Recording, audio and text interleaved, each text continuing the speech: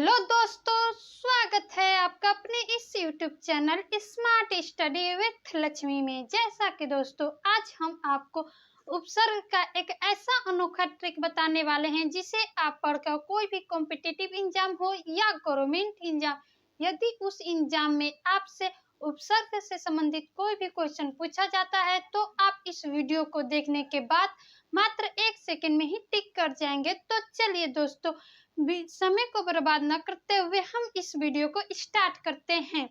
उपसर्ग, अब हम आपको बताएंगे कि उपसर्ग से कैसे प्रश्न उठते हैं, उपसर्ग से कैसे कैसे प्रश्न बनते हैं, उपसर्ग के कितने प्रकार होते हैं, उनको कैसे पहचाने कि कौन सा उपसर्ग है कौन सा उपसर्ग नहीं है। तो आइए दोस्तों, हम इस वीडियो को अब स्टार्ट करते हैं। उपसर्ग, उपसर्ग किसे कहते हैं? उपसर्ग जो होता है, उपसर्ग का इंग्लिश नाम जो होता है वो क्या होता है? प्रीफिक्स होता है। ठीक है दोस्तों, अब उपसर्ग का परिभाषा जान लेंगे। उपसर्ग का जो परिभाषा है वो मात्र 1 लाइन का है, आइए जान जाए। ऐसे शब्दांश जो किसी शब्द के पहले जुड़कर उसके मूल अर्थ में क्या करे, उसके मूल अर्थ में क्या करे, परिवर्तन कर दे, उसे क्या कहते हैं? उपसर्ग कहते हैं। ठीक है दोस्तों, मतलब कि ऐसे शब्द जो मूल अर्थ में क्या करे, वो जुड़ जाए, यानी कि आगे जुड़ जाए वो, और उसके जो अर्थ है उसका क्या करे, परिवर्तन कर दे, उससे क्या कहते हैं? आपको बताएंगे कि उपसर्ग जो होता है एक प्रकार का शब्दांश है जो किसी अन्य वर्ड में जुड़कर क्या बनाता है, एक नया वर्ड क्या करता है, बनाता है। ठीक है, अब जैसे में आपको हम बता दें, थोड़ा उदाहरण जान जाए कि उपसर्ग का क्या उदाहरण होता है। यानी कि बी आदेश, विदेश, बी अधन देश, यानी कि क्या बन गया आपका? विदेश। जो ये विदेश है वह विदेश का जो ये है वो क्या, देश, देश में आगे क्या जुड़ गया? बी, यानी कि यह इसके पूरे अर्थों का क्या कर दिया, यह चेंज कर दिया है। अब आता है सधन फल, यानी कि सफल। ठीक है दोस्तों, पराधन जय, यानी कि पराजय, यानी कि कोई क्या हुआ है, हार गया है, उसे क्या कहते हैं हम? पराजय कहा जाता है। अगर आपसे कोई पूछ दे कि उपसर्ग का अर्थ क्या होता है, कि उपसर्ग का जो अर्थ होता है ना, उपसर्ग का अर्थ जो होता है यह होता है उप धन सर्ग, उपधन सर्ग, इसका ये अर्थ होता है। यानी कि उप का जो अर्थ होता है वो होता है समीप, उप का अर्थ जो होता है वो होता है आपका समीप, और सर्ग का अर्थ होता है सृष्टि करना, सृष्टि करना, या फिर कहेंगे आपका निर्माण करना। ठीक है दोस्तों, निर्माण करना, यानी कि कोई वर्ड है और वो उसके आगे जुड़ गया है, और उसके आगे जुड़ने के बाद उसके क्या किया है, या मूल अर्थ का क्या कर दिया है, परिवर्तन कर दिया है। ठीक है दोस्तों, अगर आपसे कोई पूछ दे कि उपसर्ग के क्या होते हैं, कितने प्रकार होते हैं, यदि आपसे कोई पूछ दे या एग्जाम में आपको कोई दे दे कि उपसर्ग के कितने प्रकार होते हैं, तो आप आराम से बताइएगा कि उपसर्ग जो होता है वो संख्या के आधार पर कितने प्रकार का होता है? 4 प्रकार का आपका होता है। कौन कौन सा होता है? पहला होता है आपका संस्कृत उपसर्ग, दूसरा होता है आपका हिंदी उपसर्ग, तीसरा होता है आपका उर्दू उपसर्ग, और आपका जो चौथा होता है वो होता है आपका अंग्रेजी उपसर्ग। ठीक है दोस्तों, अंग्रेजी उपसर्ग। ठीक है, अब अगर आपसे कोई क्वेश्चन में पूछ दे कि इस संस्कृत, हिंदी और उर्दू, अंग्रेजी के कुल कितने होते हैं, संख्याएं होती है, इन सब में कुल कितनी कितनी क्या होती है, उपसर्ग होते हैं, तो आप बताइएगा संस्कृत में कुल कितने होते हैं? 22 उपसर्ग होते हैं।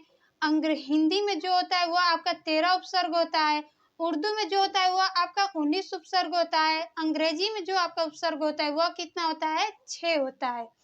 ठीक है दोस्तों, अब अगर आपसे पूछ दे कि 22 उपसर्ग किस प्रकार के उपसर्ग में होता है, तो आप तो जानते हैं कि संस्कृत में होता है। मान लीजिए अगर संस्कृत न देकर कुछ और दे दे तो क्या करेंगे आप, बताइए। आप सुनिए, ये जो 22 उपसर्ग है ना, 22 उपसर्ग को संस्कृत के नाम से तो जाना ही जाता है, लेकिन इसको एक और नाम से जाना जाता है जिसे कहते हैं द्विवासंति भी इसको एक नाम से जाना जाता है। ठीक है दोस्तों, दिवासंती भी एक और नाम है। जो अगर मान लीजिए पेपर में संस्कृत न देकर दिवासंती दे दे तो आप क्या करिएगा, दिवासंती की भी संख्याएं कितनी होती हैं, 22 होती हैं। ठीक है।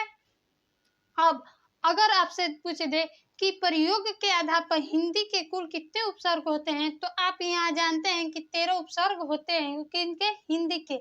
अगर मान ले आपको ऑप्शन में दे दे 10, 11, 12, 14, तो आप क्या करेंगे बताइए। देखिए अगर आप तो जानते हैं कि हिंदी में जो उपसर्ग है वह क्या है, 13 है, लेकिन जो प्रयोग के आधार पर जो वो होता है ना उपसर्ग, वह कितना होता है आपका, मात्र 10 होता है।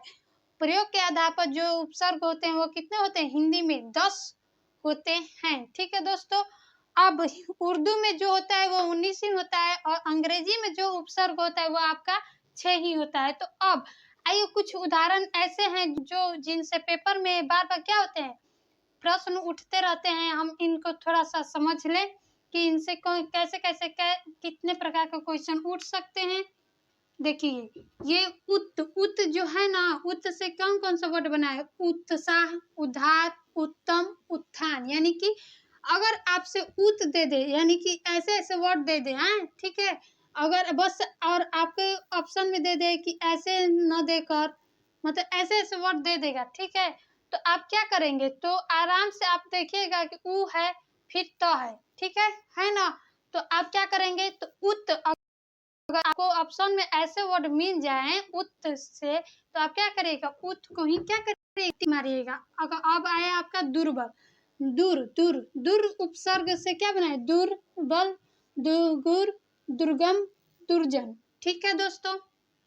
अब आपका आता है कि अगर मान लीजिए बस ऊपर र ऐसे दे देगा, री के मंत्र, ठीक है दोस्तों, और आपके आगे ये दे देगा क्या, दू, तो आप क्या करिएगा, जो ऑप्शन में नहीं रहेगा या मान लीजिए रहेगा तो आप आराम से देखिएगा, पहले दू है और उसके ऊपर क्या है, ये आधा र है। आधा र जब भी रहेगा ना तो आप क्या करिएगा ना, ये ऐसे ही क्या करिएगा, टिक मार दीजिएगा ऐसे। ठीक है। अब आपका नीर में भी वही है, यानी कि आगे आगे आपको हमेशा नी देखिएगा, नी है, हाँ है।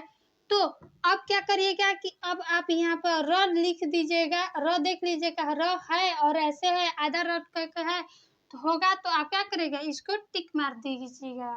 ठीक है। अब आता है अति से आपका बना है अत्यंत, अत्यधिक, अत्याचार। ठीक है दोस्तों।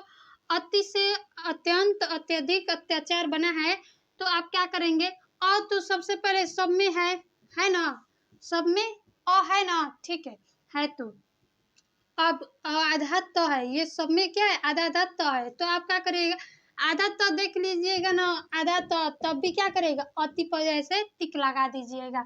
ठीक है दोस्तों। अब दूस से अगर आपको दूस जैसे दिख जाए, यानी कि आपको बस आगे वाला वर्ड पकड़ना है। देखिए दू है ना, तो आप पहले सबसे पहले दू लिख लीजिएगा।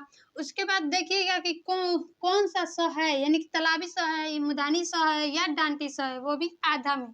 ठीक है।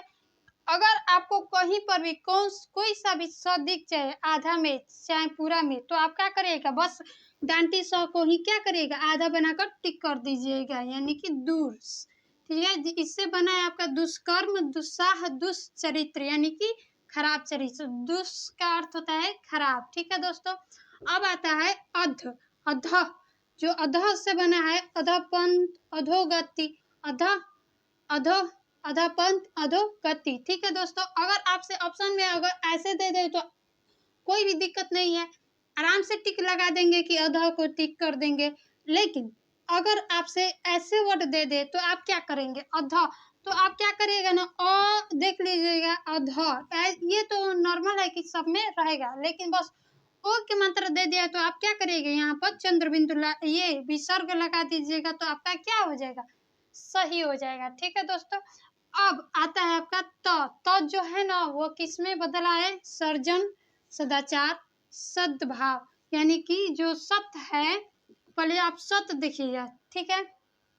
सत्य देख लिए ना, उसके बाद देखिएगा कैसा कैसा वर्ड बनाए। यदि आधा स आधा द दिख जाए तो आप टिक मत करिएगा। अगर आपको ऑप्शन में ऐसे दिख जाए, अगर आधा द ऐसे करके, तो आप टिक मत करिएगा, यानी कि बस आप क्या करिएगा कि 100 देख लीजिएगा और तो देख लीजिएगा कि है कि नहीं। अगर ऑप्शन में रहेगा तो आप ऐसे तो कर क्या करेंगे, टिक करेंगे। ठीक है दोस्तों। अब आता है तिरह। तिरह तीर तिरह जो है ना, तो आप तिरह से भी क्या करिएगा, अगर तीर देख लीजिएगा है तो टिक कर दीजिएगा, अगर नहीं होगा तो क्या करिएगा, तीरो देगा। तो तीरो जो है वो तीरो बना है तो किससे बना है। अब आता है आपका पुनः। पुनः जो होता है ना, पुनः से क्या बना है, पुनः जन्म और पुनः निर्माण। यानी कि अगर आपको पू न आधा दे दे तो आप क्या करिएगा, बस आराम से क्या करिएगा, बस पुनः को ही टिक कर दीजिएगा। यानी कि पुनः जन्म पुनः निर्माण। अगर अंतर अंतर दे दिया जाए तो आप क्या करेंगे, तो इसको आराम से टिक करिएगा। आधा देख लीजिएगा कि है कि नहीं। अगर अंत है तो अंत पर नहीं लगाइएगा, आधा र रहेगा तो टिक कर दीजिएगा। ठीक है दोस्तों। अब मान लीजिए अगर आपको पढ़ने पर भी उपसर्ग नहीं आया, यानी कि सबसे पहले आप क्या करिएगा ना, है कि पहले आप आगे देख लीजिएगा और पीछे देख लीजिएगा कि क्या क्या है। अगर पीछे वाला में कोई अर्थ निकल रहा है या पीछे वाला से कोई आपको अर्थ निकल रहा है तो आप समझ जाइएगा कि उसके अगले वाला क्या है, उपसर्ग है। अगर आपको पीछे वाला दिख जाए, अगर और आपको समझ में ना आए कि ये कैसा होगा, ये मतलब इसमें कौन सा उपसर्ग है, तो आप पीछे वाले को देख कर पढ़िएगा, कोई ना कोई अर्थ जरूरी निकलेगा। और जब निकलेगा तो आपको आराम से पता चल जाएगा कि आगे आपका क्या उपसर्ग है। ठीक है दोस्तों। अब आते हैं हम थोड़ा एक बार क्विक रिवीजन कर लें। ठीक है कि सब उपसर्ग किसे कहते हैं। उपसर्ग का एक परिभाषा है, मतलब ऐसे शब्दांश जो किसी वर्ड के पहले जुड़कर क्या अलग, मतलब नए तरह के क्या करे, शब्द का निर्माण करते या नए तरह के शब्द का निर्माण करे, और उसके पहले वाले जो शब्द था उसके मूल अर्थ में ही क्या करते, वो परिवर्तन करते, तो उसे क्या कहते हैं, हम शब्दांश कहते हैं। ठीक है दोस्तों। और आपसे पूछ दे कि शब्दांश का जो होता है अर्थ क्या होता है, यानी कि उपधन सर्ग होता है। ठीक है। यानी कि उप का अर्थ होता है समीप और सर्ग का अर्थ होता है आपका निर्माण करना। ठीक है दोस्तों। अब आता है कि आपका इसके कितने प्रकार होते हैं, तो आप बताइएगा कि संख्या के आधार पर जो उपसर्ग है वो कितने प्रकार के होते हैं। 4 प्रकार के होते हैं। कौन कौन से होते हैं। पहला एक आपका संस्कृत, हिंदी, उर्दू, और एक होता है आपका अंग्रेजी उपसर्ग। ठीक है। संस्कृत उपसर्ग में जो होता है वो उपसर्गों की संख्याएं 22 होती हैं। हिंदी में जो होता है वो 13 होता है। उर्दू में होता है आपका 19, और जो अंग्रेजी में होता है वो आपका कितना होता है, 6 उपसर्ग होता है। ठीक है दोस्तों। अब अगर पूछते कि उपसर्ग, संस्कृत उपसर्ग को और किस नाम से जाना जाता है, तो आप बताइएगा दीवान शांति के नाम से क्या जानते, इसको जाना जाता है। ठीक है। और हिंदी में आपको पूछ दे कि इससे प्रयोग के आधार पर कितने प्रकार का क्या होता है उपसर्ग है, वो भी हिंदी में, तो कह दीजिएगा कि 10, और ऐसे तो 13। ठीक है। अगर आपसे पूछ दे कि अगर आपसे कोई पेपर में पूछ दे कि ये हिंदी में उपसर्गों की संख्या कितनी है, तो आप उस टाइम बताइएगा कि क्या है, 13 ही है। अब अगर उर्दू का पूछ दे तो 19, अंग्रेजी का पूछ दे तो 6। ठीक है दोस्तों। अब मान लीजिए आपसे कोई मतलब पूछ दे कि अगर कि उपसर्ग जो होता है, उपसर्ग किस साइड में लगता है, उपसर्ग जो होता है किस साइड में लगता है, आगे लगता है, पीछे लगता है या बीच में लगता है, तो अब बताइएगा कि उपसर्ग जो होता है वह क्या करता है, पहले लगता है। अगर मान लीजिए कि आपको एग्जाम में कोई पूछ दे, चाहे दे एग्जाम में मिल जाए कि आपसे कि उपसर्ग क्या करता है, तो आप क्या बताएंगे, आप बताइएगा कि जो उपसर्ग होता है वह जो मूल अर्थ होता है ना, उसके मूल अर्थ के पहले जुड़कर वह उसके अर्थ को क्या करता है, पूरा ही बदल देता है। यानी कि वह मूल अर्थ में क्या करता है, उसका परिवर्तन करता है। ठीक है दोस्तों। पसंद आए तो वीडियो को लाइक, शेयर, कमेंट और चैनल को सब्सक्राइब करना बिल्कुल ही ना भूलें। धन्यवाद।